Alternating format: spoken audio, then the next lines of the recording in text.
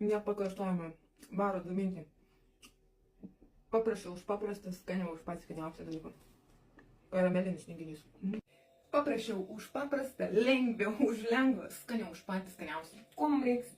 Reiks sausainių. Kadangi aš Turkijoje tai gaidelių neturiu, tai paprasčiausius va tokius sausainius. Po to mums reiks sviesto gabaliuką, mums reiks kondensuotų pieno, Lietuvos karvuonkė, činės karvuonkės, tai va toks. Ir belia kokių riešutų.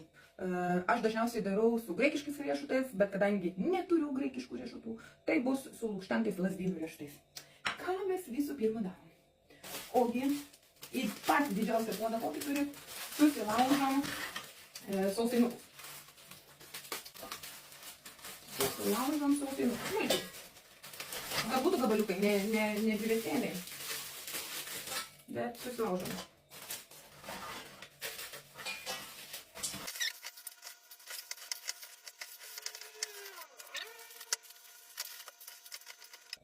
Bet turim puodą sulaužytų sausainukų. Einam ištirpinam sviestelį. Turim dubenėlį, turim sviesto. Ir mes jį turime ištirpinti.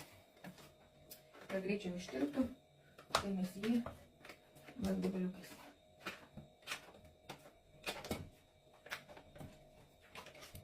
Supjaustom. Svarbu neužvėlinti sviestelį. Supjaustom ir dedam ant dujinės, išlydom. Ištirpdėm sviestą, imam natūralios kakavos. Kakavos deda tiek, kiek nori, kad jūsų būtų tinginys šokoladinis ar aitresnis. Aš daug nededu, apie vieną valgomą šaukštą, nes man patinka karamelinis, toksai lengvesnis. Tai čia daug nebėra pas manęs. Mes sudedam kakavą ir supilam kondensuotą pieną. Ir tas tinginys bus toks karamelinis, kaip irisiukas. Jamam šaukštą, dedam ant lengvos ugnelės ir maišom. Maišom.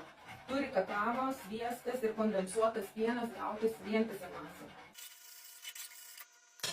Kakava, kondensuotas pienas ir sviestas turi būti vientisą masę. Negali sviestas būti atskirai nuo kondensuoto pieno. Jie turi susivienuoti.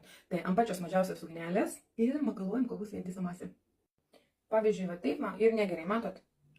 Sviestas atskirai nuo kondensuoto pieno, matot? Sviestas nubėga ir kondensuotas pienas lieka. Tai čia negerai, tai mes dar derdam. Ant pačios lengviausios ugnelės ir makaluojam. Turim sausainių bliūdą, imam riešutų, riešutai džiuvi.